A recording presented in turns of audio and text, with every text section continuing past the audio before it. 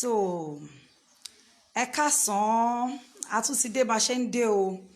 Ẹ káàsán mo kí yín lọ́kùnrin lóbìnrin lọ́mọdé àti ní àgbàlagbà.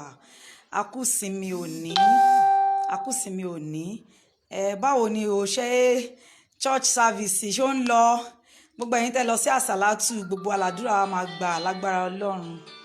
Àdúrà wa gbà lógo Ọlọ́run. A tún ti dé bá ṣe ń dé o. Àwọn Òkúta TV àwọn náà pè mí wá. Wọ́n ní kí n wá sọ nípa ọ̀rọ̀ tó ń lọ pé kí ló ń ṣẹlẹ̀ gangan nínú film industry yìí. Kí ló ń ṣẹlẹ̀ láàárín àwọn olóṣèlú àwọn oníṣẹ́ tíátà yìí tó jẹ́ pé níṣẹ́jú làwọn ń jà ntí wọn. Kí ló ṣẹlẹ̀ gangan? Kí ló ṣẹlẹ̀?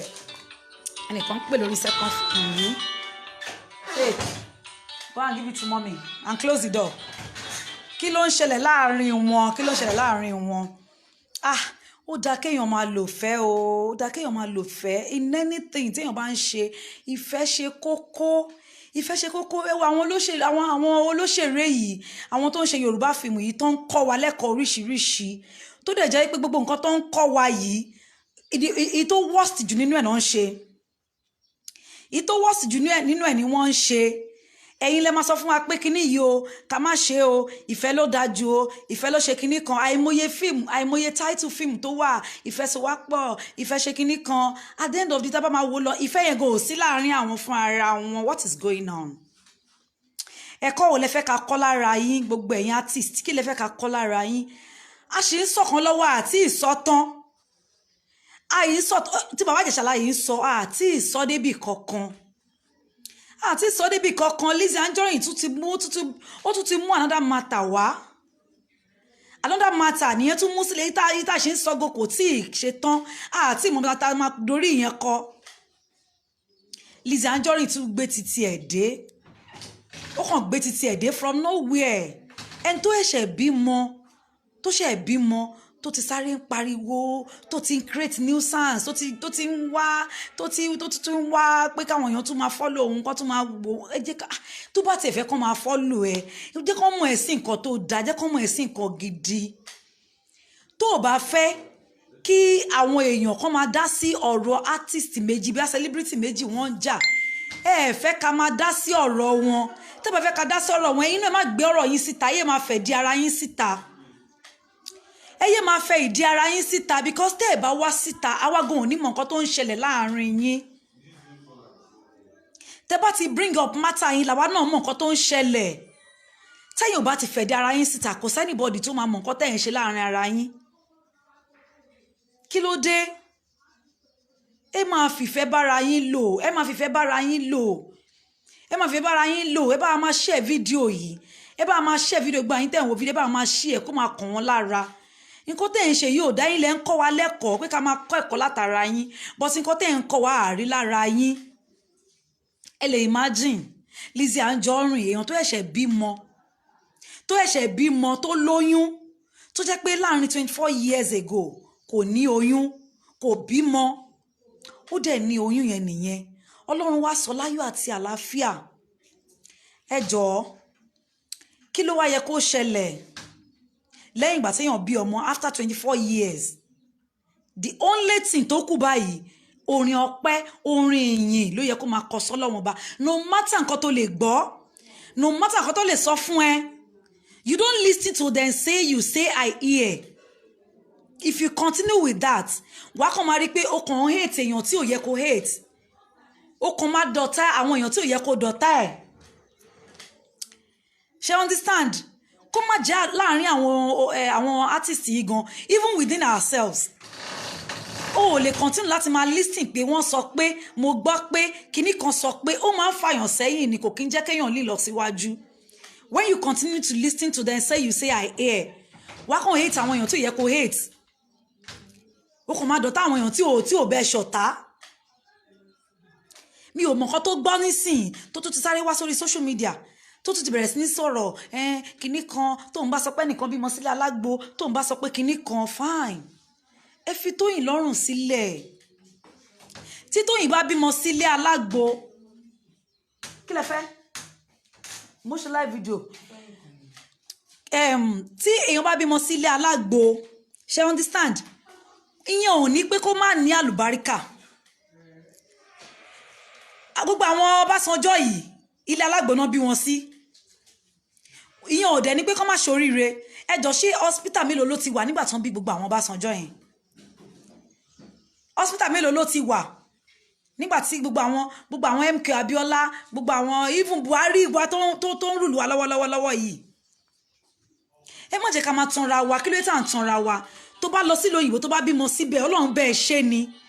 àìmọ̀ èèyàn ló lọ sílùú òyìnbó tó fẹ́ lọ bímọ níbẹ̀ tó kú sọ́hùn Lizzy what you need now ni kó máa ṣe ọpẹ́ kí ló lọ sí àjì fún alihamdulilayi ló tọ́ fún ẹ kó máa ṣe kó máa kọrin alihamdulilayi alihamdulilayi nílẹ̀ Yorùbá ni ẹ́ the only thing tó lè dì nísìn pé kó kàn máa kọrin ó fún mi lọ́mọ bí kò sí wàhálà Ọpẹ́yẹmí Ọlọ́run mo dúpẹ́ mo mi wà méje wa kò fi ṣàdánwò Ọpẹ́yẹmí Ọlọ́run mo dúpẹ́ níbo ló fi àwọn yẹn sí Lizzy Anjorin ó dẹ̀ pé rẹ̀ ní alájà ó lọ sí ìlú hajj ó sọ̀kò fún ṣètàn despite that ó jẹ́ kógun ó mí ó jẹ́ kógun ó sinmi kí ló ṣẹlẹ̀ gangan Lizzy kí ni nǹkan tó fẹ́ kí ló fẹ́ gbà lọ́wọ́ Tóyìn Àyìnmákù what do you really want from her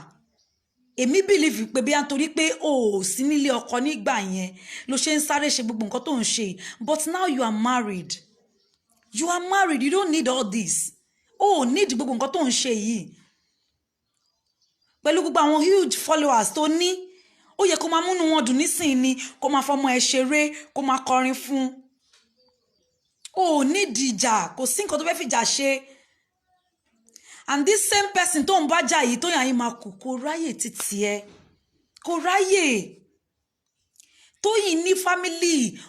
àwọn family ọkọ ẹ ó ń tọ́jú wọn ó ń tọ́jú ọkọ ẹ ó ń tọ́jú ọmọ kò sí nǹkan tó fẹ́ fi ọ̀rọ̀ lé kò sí nǹkan tó fẹ́ fi life ẹ ṣe ó ti bímọ sílẹ̀ alágbo nìyẹn fi sílẹ̀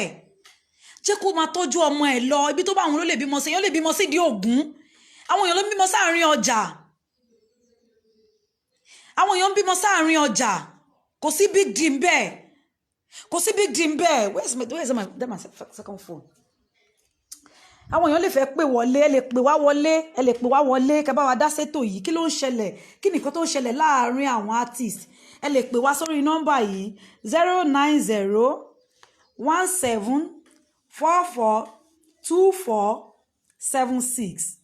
lẹ́ẹ̀kan sí 09017442476 kí ló dé èèyàn ń bímọ sáàrin ọjà èèyàn ń bímọ sáàrin ọjà èèyàn ń bímọ sí di Ògùn anywhere àìmọye àwọn èèyàn ló ń bímọ sínú mọ́tò èmi ti witness kan rí èèyàn tó bímọ sínú BRT nínú Èkó yìí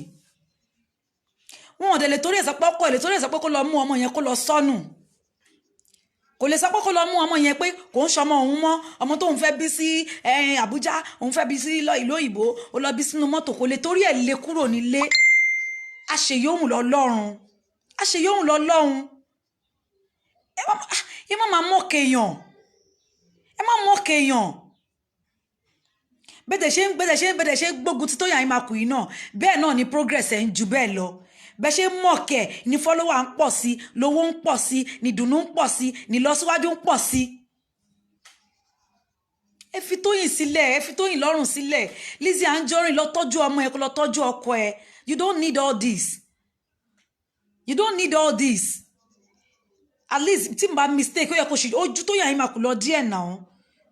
tó bá ti ẹ̀gbọ́n kọ̀ọ̀kan pé wọ́n ń sọ nípa ẹ pé nígbà tó lọ bímọ o wọ́n ti sọ gbá wọ́n ti sọ àwo kinní kan sọ fún wọn pé o ti gbọ́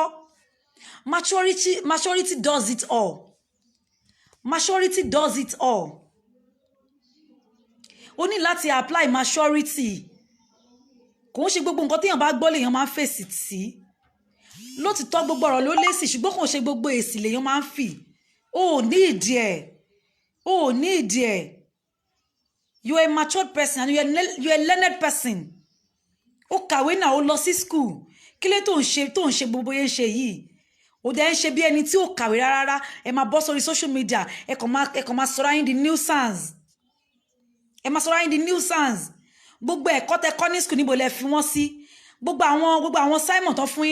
yín ní àjìtẹ́ lọ níbo lẹ fi wọ́n sí gbogbo àwọn wáṣí tẹ́ máa ń gbọ́ láàrin àwọ̀ kí lẹ fi wọ́n ṣe kí ni nǹkan tẹ́ fi wọ́n ṣe ẹ dẹ̀ tún wá sórí social media ẹ bẹ̀rẹ̀ sí ní máa sọ̀rọ̀ ẹ̀ ń sọ̀rọ̀ kíní kan tó bá sọ fún yín pé ẹnìkan bímọ sí ilé alágbo ọmọ nǹkan tí mo sọ ní leave her alone let her be leave Tóyìn alone let her be ẹ fi sílẹ̀ òun rèé sìn lẹ́nu ìgbà tó bẹ̀rẹ̀ sí ní rojọ́ yìí sí láti bí 4 days ago sìn ó ti fẹ̀ dé ara ẹ̀ síta ó ti di pé káwọn èèyàn máa sọ pé ìwọ kọ́ ló gbóyún ìwọ kọ́ ló lọ́mọ ìwọ kọ́ ló ṣe kinní kan ìwọ kọ́ ló gbóyún ìwọ kọ́ ló ṣe gbá ìwọ kọ́ ló ṣe gbín wọ́n lẹ kinní kan mọ́ ẹ níkùn ni o wọ́n lẹ kinní kan mọ́ ẹ níkùn ni àwọn èèyàn tí ò rí ẹ látijọ́ wọ́n ti bẹ̀rẹ̀ sí ní reason matter ẹ wọ́n ti bẹ̀rẹ̀ sí ní reason matter ẹ ẹ kàn máa fẹ̀ dí ara yín síta èwo ni kéèyàn yó kó máa wá ìyó káàkiri kí ló tẹ̀ ń yó tẹ́ ẹ̀ ń wá ìyó káàkiri ẹ yé máa fẹ̀ dí yín síta tọ́lọ́run bá ṣe oore fún yín tọ́lọ́run bá ṣe oore fún yín máa dúpẹ́ lọ́dọ̀ Ọlọ́run wọ́n ní tíṣù èèyàn bá ta èèyàn máa ń fọwọ́ bò jẹ ni èèyàn máa ń fi ọwọ́ bò jẹ ni àìmúyà àwọn èèyàn ló nǹkan tọ́lọ́run ṣe fún ẹ yìí ẹlòmíì ti wà nílé ọkọ for the past 30-40 years tí ò rí oore tí wọ́n rí gbà tí ò rí gbà tí ò rí àánú Ọlọ́run yìí gbà ìwọ dẹ̀ rí Ọlọ́run dẹ̀ ṣe oore yẹn fún ẹ kàkà kó máa dúpẹ́ ojoojúmọ́ ló yẹ kó máa ṣe live ló yẹ kó gbé fídíò báyìí kó máa ṣe live video kó kàn máa kọrin ọpẹ́ kó máa kọrin ọpẹ́ sọ́lọ́run kó máa kọrin ọpẹ́ sọ́lọ́run kó máa yan Ọlọ́run lógo ọpẹ́ yẹ mí Ọlọ́run mo dúpẹ́ ọpẹ́ yẹ mí Ọlọ́run mo dúpẹ́ ó fún mi lọ́mọ bí kò sí wàhálà ọpẹ́ yẹ mí Ọlọ́run mo dúpẹ́ mo mi wà mẹ́jẹ wá kò fi ṣàdánwò ọpẹ́ yẹ mí Ọlọ́run mo dúpẹ́ èmi dúpẹ́ oore kí n lè gbà mí ràn ọpẹ́ yẹ mí Ọlọ́run mo dúpẹ́ bẹ̀rù dúpẹ́ oore àtúngbà mí ràn ọpẹ́ yẹ mí Ọlọ́run mo dúpẹ́ alhamdulilayi lọ̀rọ̀ ẹ tọ́ sí kò ń ṣe ẹjọ́ wẹ́wẹ́ kì í ṣe ẹjọ́ wẹ́wẹ́ má ṣe alhamdulilayi bó ń dáná alhamdulilayi bó ń jẹun alhamdulilayi téèyàn bá ní ìdádúró láàrin ọmọ kan sí kan bóyá 5 years or 10 years tó bá máa bí ọmọ yẹn á mọ nǹkan tójú òun màrí ó fún ara ṣe báyìí á mọ nǹkan tójú òun rí àwọn tó bá jẹ́ tó ti bímọ rí dáadáa tó bá ń gbọ́ nǹkan tí mò ń sọ yìí téèyàn bá ní ìdádúró láàrin ọmọ kan sí kejì láàrin ọdún 5 àbí sí ọdún 10 síra àwọn á mọ nǹkan tójú ẹ̀ máa rí wọn ò la inú ẹ̀ kan gbọ́mọ kúrò ń bẹ̀ tó bá tiẹ̀ la inú ẹ̀ gbọ́mọ kúrò ń bẹ̀ ṣebí wọn náà rè lénìí ṣebí wọn náà rè lénìí àìmúyẹ ń tán lanú ẹ̀ tán gbọ́mọ kúrò ń bẹ̀ tí ìyá ò sí tọmọ ò sí pẹ̀lú ẹ̀ náà àwọn fámìlì wọn tún dúpẹ́ náà ni pé tó alápàdúpẹ́ lọ́lọ́run ṣùgbọ́n ó bímọ láyọ̀ àtàláfíà omi ò tó ẹ̀jẹ̀ ò tó Ọlọ́run fi ṣàdánwò fún ẹ ó dẹ̀ sì tún reason matter èèyàn kan ó tún reason matter èèyàn kan ṣé ò mọ pẹ́ dú ni ò mọ bó ṣe ń dúpẹ́ ni àìmọye tó wọlé bọ́rùmù tí ò jáde níbi tó ti ń lé bàbá yìí ó lè gbàbẹ̀ sọdá omi lè pọ̀ jù ẹ̀jẹ̀ lè pọ̀ jù nínú kan ní omi fọ́ àgbẹ̀ dànù àbí àgbẹ̀ ò fọ́ omi dànù Ọlọ́run ò ṣe tiẹ̀ bẹ́ẹ̀ Lizzy ó mọ oore Ọlọ́run ó mọ oore Ọlọ́run ó mọ oore tọ́lọ́run ṣe fún ẹ 24 years wá béèrè lọ́wọ́ mi èmi mọ nǹkan tójú mi rí èmi gan lè sọ sí mo lè sọ sí nǹkan tí mò ń sọ yìí mo ti ní experience ẹ ló jẹ́ kó máa ká mi lára first born mi ọdún 9 ló wà láàrin òun àti second born mi nígbà tí ma bí second born mi ní 2010 ọdún 9 ló wà láàrin àwọn méjèèjì mo mọ nǹkan tójú mi rí mo rí ìyá mi mo pè ní bàbá mi bọ́ èmi súre lọ́jọ́ tèmi alhamdulilayi náà ni mò ń ṣe not to talk of ìwọ 24 years Ọlọ́run dẹ̀ ṣe oore yẹn fún ẹ o dẹ̀ mọ oore Ọlọ́run o dẹ̀ tún wá ń reason tó yàn yín máa kù kí ló fẹ́ gbà lọ́wọ́ tó yàn yín máa kù gangan just tell us kí ni nǹkan tó rà nígbà ẹ̀ gangan kí ló fẹ́ gbà lọ́wọ́ ẹ̀ kí ló fẹ́ gbà lọ́wọ́ ẹ̀ ṣọ́kọ́ payín pọ̀ nàbí lè payín pọ̀ ni fílẹ̀ náà tó bá bímọ sílé alágbo kò sí kan tó kún ẹ̀ àwọn family ọkọ ẹ̀ ò complain àwọn family tiẹ̀ náà ò complain fi sílẹ̀ jẹ́ kó bímọ síbi tó bá ó lè bímọ sí di Ògùn ó lè bímọ sí ó lè bímọ sí ti odò it's not your problem kò ń ṣe problem ẹ kí ni stress ẹ tó bá ti wà frustrated má fi titi ẹ kó bá tẹ̀lé má fi ti ẹ disturb ẹlòmíì má nọ́ọ̀sì nǹkan ẹ nínú ilé ẹ kò kàn wá kò kàn anybody nǹkan mi ti pẹ̀lú ọ̀rọ̀ yìí o because mi ò rí pé ọ̀rọ̀ yìí dẹ̀ ti di pé bóyá ojú lásán ni ọ̀rọ̀ yìí ò ṣojú lásán mọ́ kì í ṣe ojú lásán mọ́ you just have to tell us what you really want from Toyin Ayimaku and tó bá dẹ̀ pé bí id something ṣì wà láàrin ẹ̀yin méjì ẹ pé àwọn àgbà tíátà yín kọ́ pé nǹkan settle ẹ̀ fún yín kí ni stress yín náà ṣẹ́yìn nìkan lẹ wà nínú industry ni ó ṣe fídíò lójoojúmọ́ that was the same thing you did 2 years ago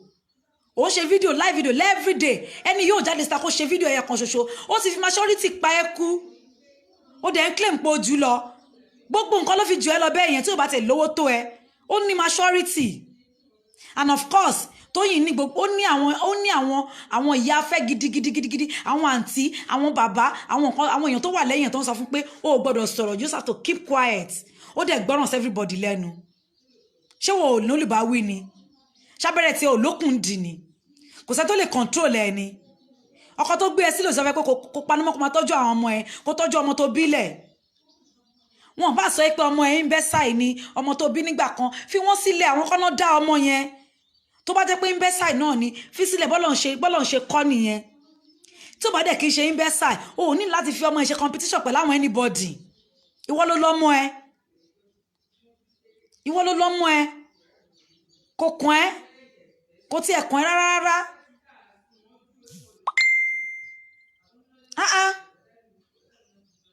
ó lágbára èmi ò mọ nǹkan tó ń ṣẹlẹ̀ because àwọn èèyàn gan sọ pé enviness ni kí ló ń envy lára Tóyìn ẹ fi Tóyìn lọ́rùn sílẹ̀ náà ẹ jẹ́ kó gbádùn ayé ẹ fi sílẹ̀ bó ṣe bímọ sílẹ̀ lágbà àwọn fáǹsì ẹ̀ wọ́n fẹ́ bẹ́ẹ̀ náà Lizzy ṣé nínú fámìlì ẹ kò sẹ́ni tó bímọ sílẹ̀ alágbó rí nínú ẹbí ẹ kò sẹ́ni bọ̀ tó bímọ sílẹ̀ alágbó rí what's the problem tọwọ́ ọmọ ẹ bá ṣọ ó ṣe bímọ ni ẹni tó bá dẹ̀ ṣe bímọ ní tòótọ́ kò lè máa ṣe gbogbo wàhálà tó ń ṣe yìí ìwọ gan ló ń jẹ́ káwọn èèyàn máa sọ pé ìwọ kọ́ ló ru oyún yẹn because it is so glaring pẹ̀lú nǹkan tó ń ṣe yìí ó wà glaring pé ìwọ kọ́ ló gbé oyún yẹn and if true tó bá yẹ pé ìwọ gangan ló gbé oyún yẹn o ní láti wá sórí social media kó máa ṣe trash kó máa ṣe rubbish àwítọ́ Onítòyìn live fake life tó bá live fake life fi sílẹ̀ ó live fake life nígbà tó lóyún ó ṣíkùn ẹ̀ for everybody gbogbo ìlà tó máa wà láti abẹ́ ọyàn wa báyìí désàlẹ̀ ẹkùn everybody ló rí we did see yours rí ti sí ẹ kò sí béèyàn ṣe lè lówó tó kó lọ máa wá owó nínú omi téèyàn bá ṣí ikùn aláboyún sókè ìlà yẹn máa fà tó máa straight down báyìí tó dẹ̀ máa dúdú where is your own Lizzy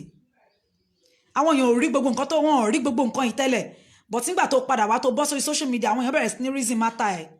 wọ́n ní wọ́n kọ́ ló gbóyún tó bá gbé oyún ní tòótọ́ kò sẹ́ni tó máa lóyún tó máa ẹ̀ṣẹ̀ bímọ tí ò ní tẹ́ lójú ẹ̀ nínú kójú ẹ̀ wú àbí kẹ́nu ẹ̀ wú a máa rí traces ó bímọ kò tí ì pé 10 days ó dẹ̀ bọ́ sórí ìwọ gan ní strength ó ní strength láti rojọ́ ó ní strength láti sọ̀rọ̀ láti búyàn ó dẹ̀ ní strength yẹn láti máa fi kọrin sọ́lọ́run ní everyday ṣé Tóyìn ó ráyè tiẹ̀ ni Tóyìn ò ráyè tiẹ̀ kò ráyè tiẹ̀ rárá kò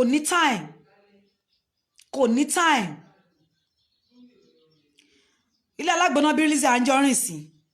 ṣé lóòótọ́ ilé alágbóná bí sí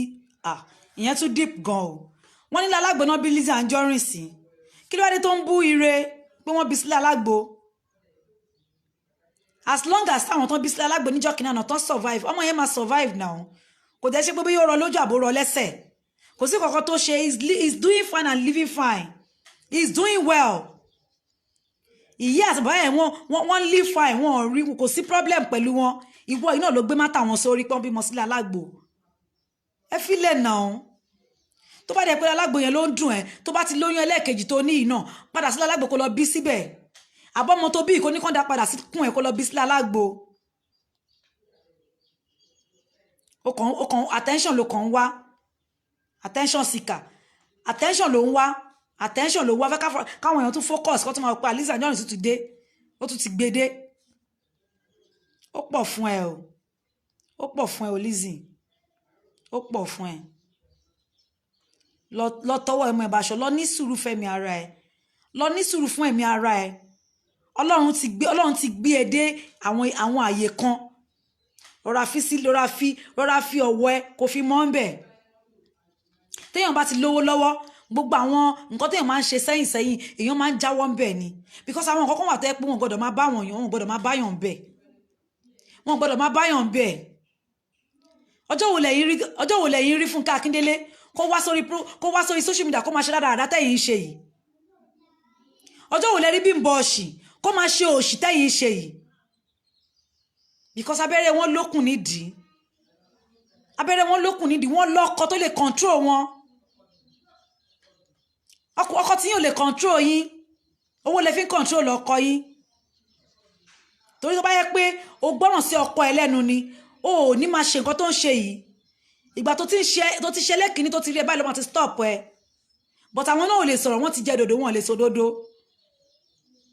Wọ́n ti jẹ́ dòdò, wọ́n lè sọ dòdò. Ó dẹ̀ sinmi ogun kó já kó gun omi.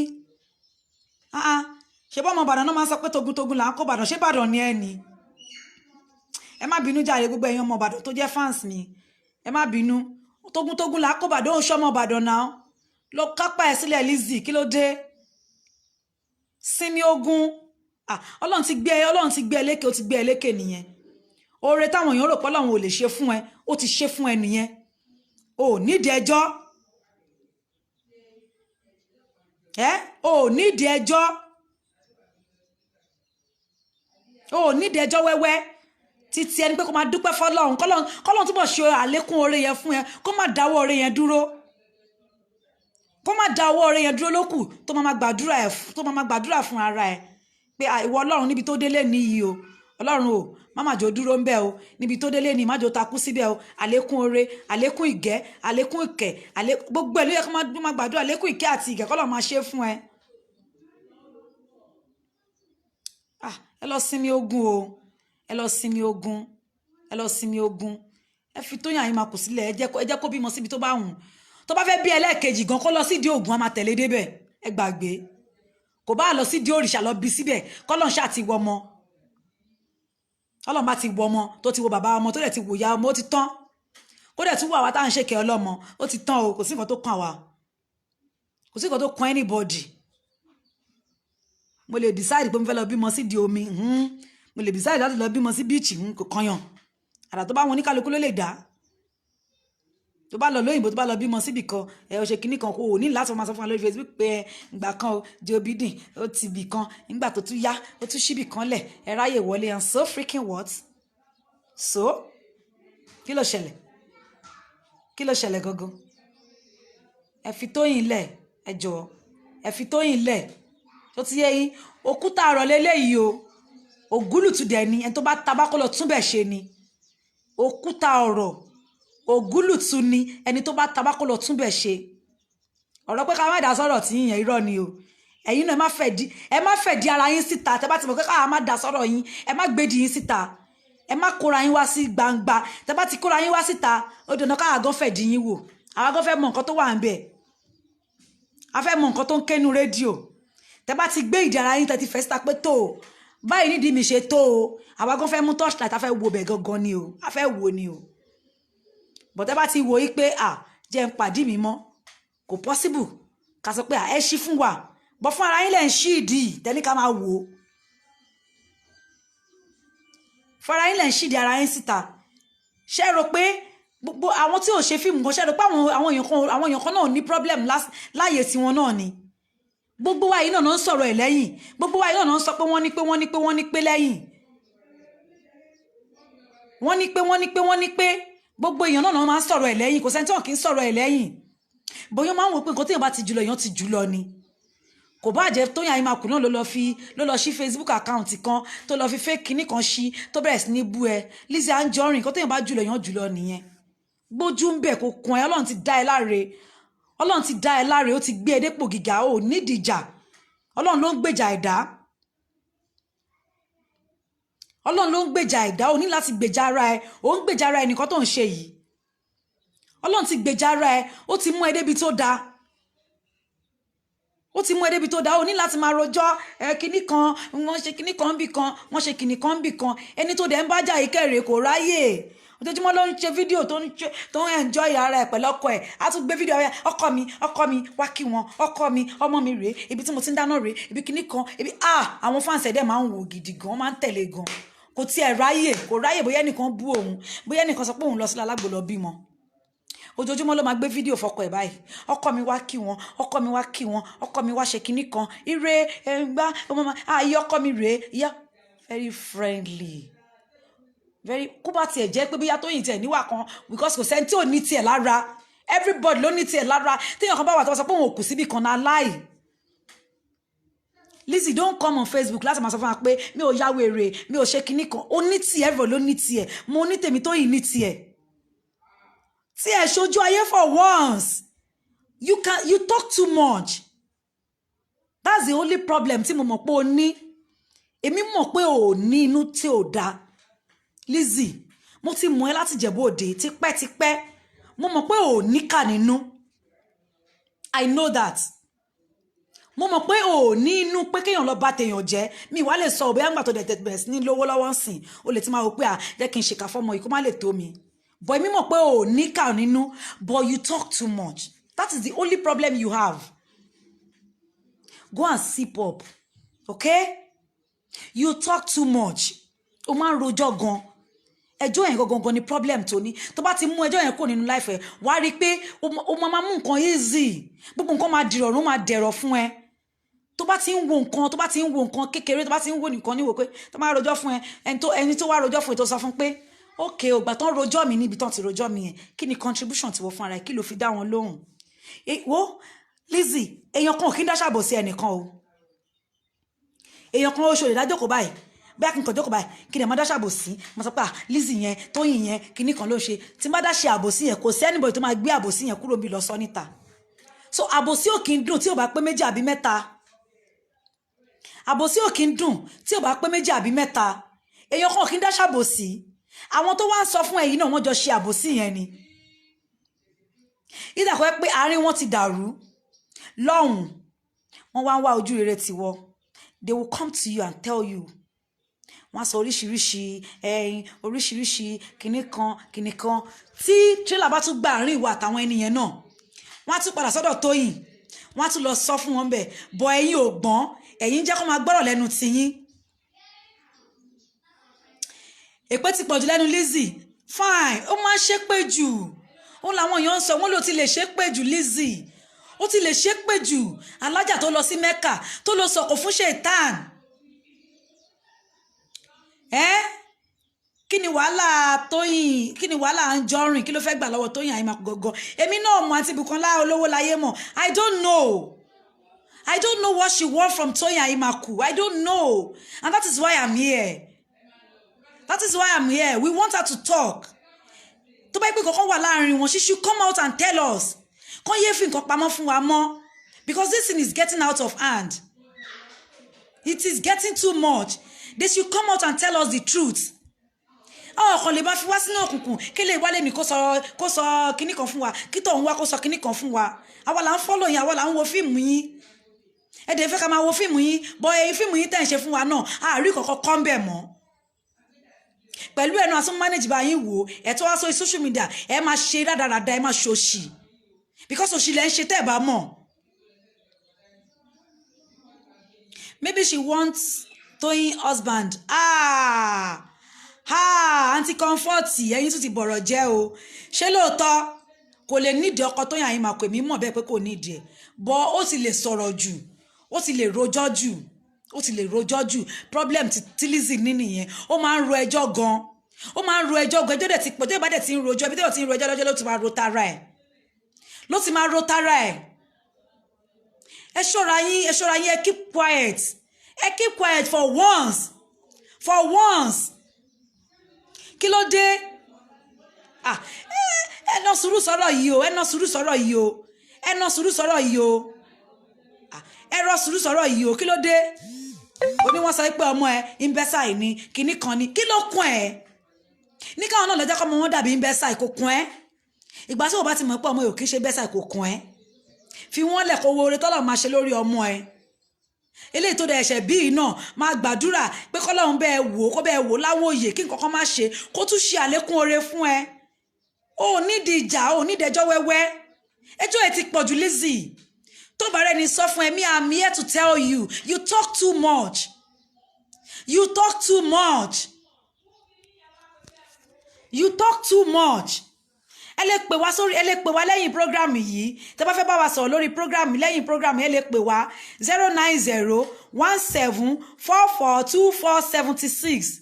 lẹ́ẹ̀kan sí 09017442476 ẹ lè pè wá sórí ẹ̀ lẹ́yìn program ẹ bá wa sọ fún Lizzy wọ́n ní ìgbéraga ẹ̀ ti pọ̀ jù ẹni kó gbé ara ẹ̀ sílẹ̀ ẹni kó rẹra ẹ̀ sílẹ̀ ẹni kó rẹra ẹ̀ sílẹ̀ ẹni kó rẹra ẹ̀ sílẹ̀ kó dẹ̀ fi ọmọ ọlọ́mọ sílẹ̀ kó fi láìfù wọn sílẹ̀ téèyàn bá lọ sílé alágbo ó lè ti gbọ́ one or two things ó lè lọ hospital kó ti fẹ́ níbi àbí complication kó máa wọ́pà ilé alágbo ilé òun fẹ́ lọ jẹ́ kóun lọ gba ilé kóun lọ gba ilé ọmọ Yorùbá nìwọ náà Lizzy ọmọ Yorùbá ni ẹ́ ṣé o lè sọ pé o gbà nǹkan lé alágbo rí sọ fún mi Lizzy Ìjẹ̀bú ló gbé o lè sọ fún mi pé o mọ́lé alágbo Ìjẹ̀bú ló gbé Olísà ló gbé níjẹ̀bú Òde o lè sọ fún mi pé o mọ̀bì kankan níjẹ̀bú wáyé tẹ́ ẹ̀ fi Tóyìn lọ́rùn sílẹ̀ tó bá lọ́lé alágbo ó lè ti gbọ́ kankan nípa ọmọ tó fẹ́ bí nítorí àwọn èèyàn kan wà tó máa ti jókòó pé kò ní bí ọmọ yẹn lójú ayé wọn ó dẹ̀ ti bí lójú ayé yín nìyẹn ẹ fi sílẹ̀ kẹjẹ́ kó ráyè tọ́jú ọmọ ẹ̀ ìwọ náà dẹ̀ ti bí tiẹ̀ ẹjọ́ máa tọ́jú ọmọ yín kò síjà kò sẹ́jọ́ ẹ yé wá sórí social media ẹ yé ṣẹlẹ́yàbẹ́ tó lọ ṣọ́ọ̀ṣì tí ò níwèé orin ẹ yé ṣẹlẹ́yàbẹ́ tó lọ ṣọ́ọ̀ṣì tí ò níwèé orin ó tó gẹ́ o Lizzy Anjorin kí àbí Lizzy Anjorin ẹ ráwọn fáǹsì wa yìí Ọlọ́run ló máa ṣàánú yín ẹ bá wa kìlọ̀ fún Lizzy o ẹni kò fi Tóyìn sílẹ̀ Tóyìn ní sọpọ́tà o Tóyìn ọ̀rẹ́dà ti sọ̀rọ̀ bọ́tà àwọn èèyàn kan fẹ́ sọ̀rọ̀ fún Tóyìn sẹ́ẹ̀ àwọn kan fẹ́ sọ̀rọ̀ fún Tóyìn torí kò ráyè ẹjọ́ àwọn kan dẹ̀ wà tán dúró lórí pé sẹ́ẹ̀ nǹkan tí Lizzy bá múlẹ̀ àwọn kan rẹ́dà ti múlẹ̀ fún wọ́n rẹ́dà ti bẹ́ẹ̀ múlẹ̀ gidi gan ni ṣọ́rẹ́ ẹ o dẹ́ẹ̀dẹ́ mi ràwé Lizzy Anjorin dẹ́ẹ̀dẹ́ mi ràwé o mo nífẹ̀ẹ́ gidi gan ni mo ṣe ń sọ gbogbo nǹkan tí mò ń sọ yìí lọ máa tọ́jú ọmọ ẹ̀ kó máa gbàdúrà sọ́lọ́run pé ibi tọ́lọ́run ṣe dé yìí kó má takú síbẹ̀ kọ́lọ́run túbọ̀ ṣàlékún oore fún ẹ gbogbo nǹkan tó dẹ̀ ti ní kó má dìbàjẹ́ mọ́ ẹ lọ́wọ́ káyé má fi ẹ̀ṣẹ̀ lẹ́yà kọ́lọ́run túbọ̀ ṣàlékún oore fún ẹ kí lẹ̀ ń jalè ẹ̀ ń ṣe yẹ ẹ̀ ń ṣorogún náà ẹ̀ ń ṣorogún kí lẹ̀ ń jalè ẹ̀ tó sì ń bájà yóò ráyè tiẹ̀ Lizzy Anjorin tẹ́gọ̀gọ̀ jẹ́bú fọ́ọ̀kì tẹ́gọ̀gọ̀ o kẹ́ tọwọ́ ọmọ rẹ̀ bá ṣọ kẹ́ la sinmi kẹ́ bàtì rẹ̀ omi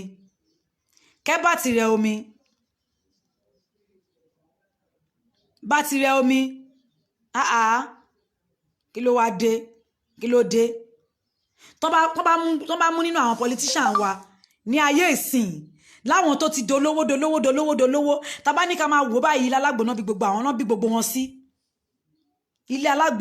wọn sí àìmọye nínú àwọn tó ń rúlùwà ìtẹ́ pé wọ́n dé private school